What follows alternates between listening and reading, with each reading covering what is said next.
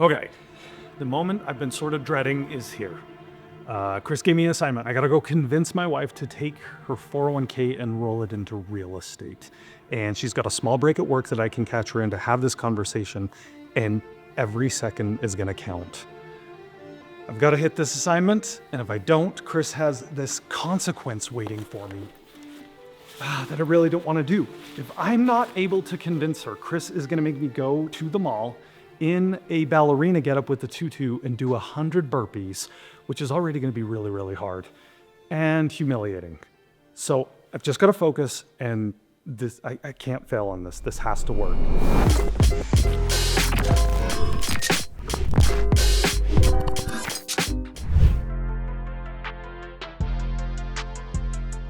So I was pretty surprised. My wife was actually very supportive of this whole apprenticeship. I think a lot of it has to do with seeing Kris's success. And of course, when you see that and think that he's going to be taking me by the hand and helping me do investments, she's pretty excited about that. But when she's heard about a couple of these assignments, I think that's where kind of maybe starts to doubt my abilities. But she understands it and wants to be supportive of this initiative, because if some of these things work and we're able to continue building our portfolio, it's going to be good for us in the long run. And I think she gets that, so she's willing to make that sacrifice for it. So I really like that Carson is emulating what I'm doing, but he doesn't always understand why I'm doing what I'm doing. And that's where your understanding as an investor really has to deepen. For example, if someone that you met at a real estate networking event, Chamber of Commerce said, hey, here's a really good deal. And you're like, how do you know that? Well, listen, I bought 20 homes. They must know what they're talking about. If they're saying it's a good deal, I should probably do it. That's a mistake. You need to understand why something is a good deal. And I'm not saying be like a nasty, skeptic, pessimistic human being, but when it comes to numbers, I am skeptical, and you need to understand them. If you're struggling to understand what ROI is, or if you're struggling to understand some of the terms like appreciation, or why does this percent matter, you need to stop and understand it before you move forward, because ultimately it's your portfolio, it's your real estate. You need to understand it. If something goes wrong, you can't point the finger at the person, that the realtor, and say, hey, you told me this was a good deal. They have their best interests usually in mind, not yours. And I hate to say it, that's just true, which means you have to understand what you're doing. Also, did I revoke Carson's man card? Am I hurting his marriage?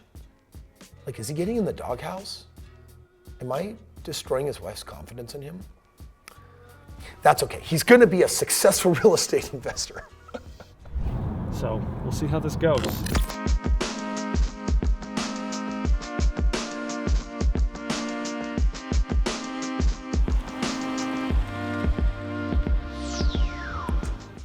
Okay, just got off the phone with my wife. She's coming out any second, and she's probably only got 20 minutes for us to talk about this before she has to go back to work, and then she's going out of town tonight, and it'll be probably another week before we have a chance to talk about this. So I've got to nail it, but I think I know how to tackle this. I think I know what I need to say for this to work. Let's go.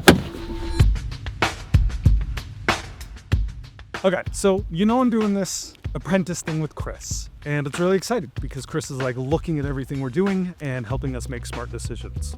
Well, one of the things he and I have been talking about is how 401ks really aren't the best place for money. It doesn't grow as quickly inside of a 401k. And at first I was like, well, I don't have a 401k, but he probed more, and we were like, you have a 401k from JetBlue. And I'm like, we should take that and roll that into real estate. It will grow so much quicker in real estate, and there's less fees, and the ROI on that is just so much greater. But I don't have enough in a 401k for a down payment on an investment property. Really? I thought you had 18,000. Yeah, and we definitely had to have more cash to put down on investment property than that. Okay. But I mean, it's a start. I really think that Kris is going to look at it and be like, that's going to help us get to the next thing. And we'll maybe use a HELOC for the remainder. But Carson, isn't there huge tax penalties if we pull it out early? Yes. but I actually think there's a way to avoid those tax penalties. I think we can roll it into a self-directed IRA No, you and then can't. use the money No, you can't. without it being penalized.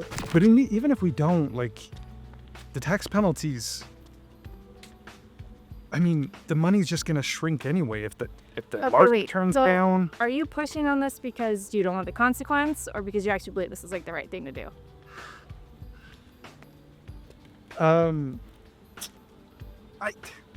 Kris wouldn't lead us astray. That's right? not a good Like, enough reason, he bro. helped You us better get know into why our you're first doing what home. you're doing. It's his strategy to have a basement apartment. Like, everything he's taught me has worked. So, yes, I don't want to do the consequence, but I really do think that, like, our 401k is not doing anything. It hasn't grown.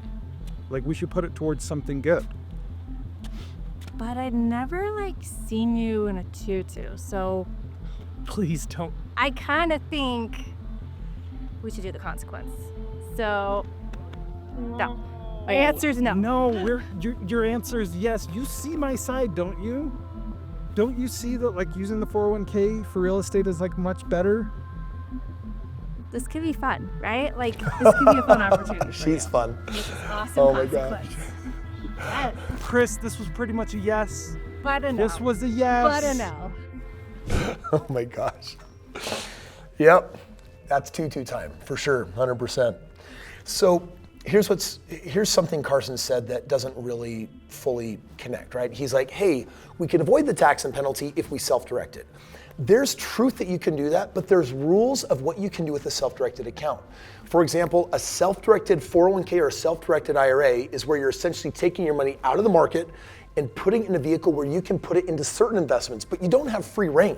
You have to do certain things. It's got to go into qualified investment opportunities. So if they were going to move that, for example, into like a real estate fund, well, most funds are going to want $50,000 or $100,000 minimum. $18,000 is not enough.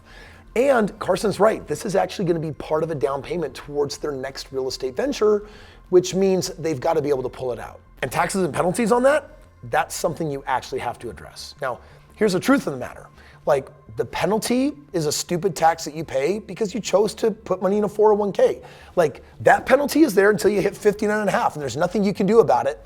But the reality is you want to pay the penalty and get your money out because what you can do with money today is far more powerful than waiting, what, in their case, 20, 30 more years? Like, it's ridiculously far down the road. But then we have the concern of taxes. It's like, oh, but now we have to not just pay the 10% penalty, which I think is just a cost of business. That's just, it is what it is. But the taxes, that's like a confusion point for a lot of people. They're like, oh, well, maybe we can avoid our taxes if we wait till 59 and a half or when we retire at 65. You're never getting out of your taxes. When you put money in a 401k, you will pay your taxes. The argument they're making is, well, maybe my income will be less at retirement, which means that my tax situation will be a little less. So maybe it's tax advantage because I'll pay a little less. That might be true. It's so far away and it's such a small amount of money, no one really knows. And on top of that, if we add $18,000 to the joint filed income, yeah, it's gonna hurt a little bit, but the reality is, mathematically, I can show them how to make way more money in the game of real estate than trying to avoid a tax penalty or a cost of business. Now, I do have a public fund. It's a Reg A fund. It's called the Kronos fund. And we take investments as little as $3,000. So technically they could self-direct it and take that $18,000 and drop it into the fund. And now they're still invested in real estate. So there's always a way to avoid the tax and penalty if it's meaningful. And in this case, they do have multiple options, but I'm gonna help them see the option that's gonna give them the highest returns, the quickest and the fastest. Okay. So I know that technically Shelina said no, but she didn't really, and let me tell you why. Okay. She said, are you doing this just because Kris said? And the answer to that is no. I'm not just doing this because Kris said. This is because Kris has a track record where he has proven he can do real estate and he knows what he's doing.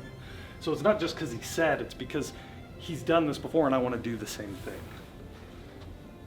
All right, she then said, is 18K enough, essentially? She's like, don't we need more?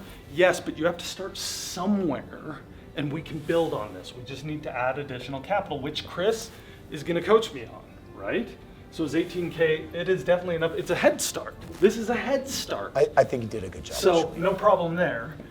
And then she said, do we have to do it now? And the answer is no. The real question was, are we willing to use the 401k, right? Doesn't have to be exactly now. We're gonna do it when it's most strategic. So no, we don't have to do it now. We'll do it when it's smart. But I'm gonna say this, like the idea of having your money knowingly growing at 4.2% when, for example, we completed a 9-year study on my last 2,000 rentals and we're averaging a 60.65% average ROI, 60%. The difference between 4.2% and 60% is not just the delta, it's exponentially huge because of the compounding impact. It's like, why would you ever keep your money in something that you knew was never gonna grow to be what you needed by the time you wanted it? It's broken then. It doesn't make sense. And then that means that we're doing it just because everyone else is doing it. That is not a good reason to do something. Literally, everyone throws himself off a bridge financially every single day and everyone's like, it's my turn, I guess I'll leap. Don't leap, stop, that doesn't make any sense. Run the math. Like in their situation, think of it this way. If you could access that $18,000 from that 401k and put it into something earning 10%, would that make sense? Yeah, it has a tangible benefit. That's doing 5.8% more. If you could pull 4.8% out and earn 5%, would you do that? No, there's not a big enough difference. That doesn't make sense. If I could pull 4.8% out and have it earning 60%, would I do that? Yes, and I would do it now, and I for sure wouldn't wait. And lastly, are you doing this just to avoid the punishment? And the answer to that is no. I mean, I don't want to do the punishment, but I genuinely want to do what's the smartest thing. So really, that's a yes. She agreed to all of these things and they were adequate answers. She just said no because she wants to see me do something that will embarrass myself. And that wasn't really the assignment. The assignment was to get her into a position where she's open to doing the 401k, and she's open to doing the 401k. At this point, if you're still gonna make me go through with the punishment because of some technicality, that's on you. I achieved the mission. She's open to using her 401k, and at this point, it's just because you want to see me do something embarrassing. Oh my gosh. I kind of just want to do it because you put $320,000 down on a $1.3 million house. I know, Shelina, there's no way you weren't gonna like fail that. It does kind of feel good. So how'd it go? Really, really good. We're in. She's in. You know, I watched everything, right? Yeah. How do you think you did? Great. Like, we're going to take that money in our 401k and put it towards real estate. So success. Don't leave me hanging. Dude, Shelina's not in. Yes, she. Oh No. my gosh. No, You gotta be kidding me. she's concerned. You said a couple of, She's not. She wants to see me. you also said something about a self-directed IRA. You can't self-direct it and move a little Yes, money you into. can. It's not what we're gonna do. I've heard you on so many webinars tell people they can take a 401k as long as it's not Carson, with another employer. you don't- She doesn't work at JetBlue anymore. Listen, at some point you have to stop mimicking what you see me doing and you have to understand what I'm doing because the secret is in the nuances. And right now, nuancically, we're going to tackle that 401k. We're gonna strip it out. We're going to pay the taxes and penalties more than likely. We're actually gonna put it in real estate. Is she prepared for that? Yes. Nope, I don't think she is. In other words, am I gonna have to sit down with her and you to get her to the point where she's like, okay, Kris, yes, we're gonna pull this out and use it? No, she's so open to using it for real estate. She just wants to know how we're gonna do it and make sure that the timing is right. And if I went and pulled my money out of the 401k like right now, you'd be upset. Because like, why pull it out right now to just have cash sit? So she's just waiting for instructions on how we do this. You're literally wrong on every account. She said no, you're putting on the tutu. This is crap. Yep, do better next time. Or marry a different woman. She's sassy. She's awesome. She is, and she's sassy. She's a firecracker. And as soon as she's on board, she'll be hell-bent on achieving these things. So you pretty much just told me she's No! failed by your own omission. No, you freaking lose, dumb. bro. It's tutu time.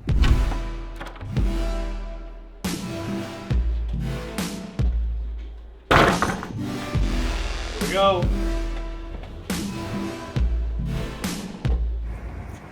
We are at University Place Mall. I'm about to go inside there and make a fool of myself. This is absolutely ridiculous. But here's the thing. It's cold out here. I'm going inside that door, and as soon as I get inside, I'm just gonna start doing burpees. You didn't say where in the mall I had to do it. You didn't give me any other rules. I'm in the tutu, I'm in the mall, I'm doing burpees. And the longer I've thought about this, the less concerned I am with how ridiculous I look, and the more worried I am about doing 100 burpees, because I don't know that I can do it. Here goes.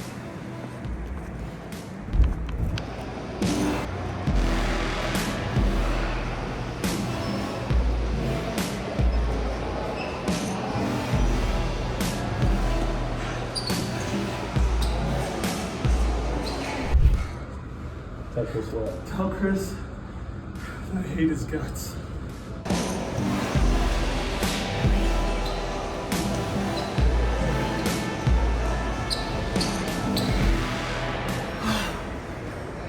What are you at? Where's the closest drinking fountain? 98, 99.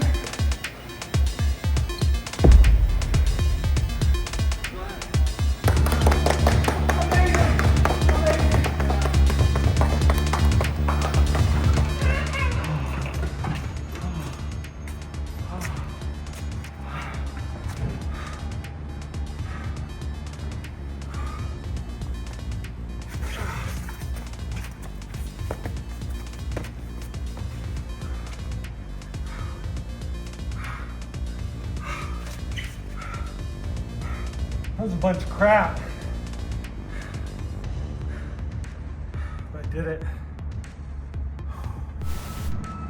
Well, Shelina, traitor, and Kris, tyrant. I hope you guys enjoyed that. I hope it tickled your funny bone, because I almost died. I'm out.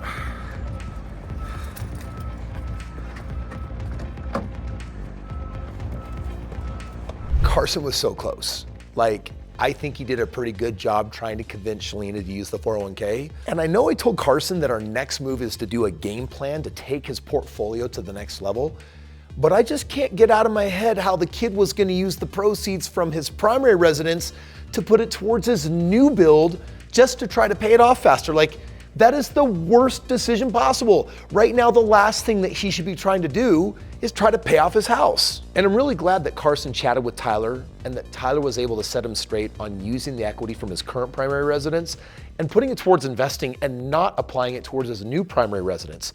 But after reviewing the tape and watching how shocked Carson was when Tyler was telling him, no, don't put this into paying down your new primary residence, I can't get over it. Like, this is a fundamental basic that I somehow missed with him. And we've got to go even deeper. So click here if you want to watch me share with Carson why he should never pay off his house.